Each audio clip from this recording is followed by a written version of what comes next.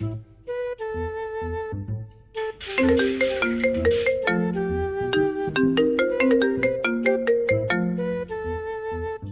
Hello, એમ છે. એ હારું એમ. એ હા હા થઈ જાય ગાડી સેટિંગ કરી નાખી. મમ્મી મારા દોસ્તાને છે ને 31st ની પપ્પાને કીધું ને. પપ્પા મને તમારી ગાડીની ચાવી આપો ને. કેમ મેં બધા દોસ્તો 31st ની પાર્ટીમાં જાય છે. આપણે બેટા કઈ 31st માં જવાનું થતું નથી દીકરા.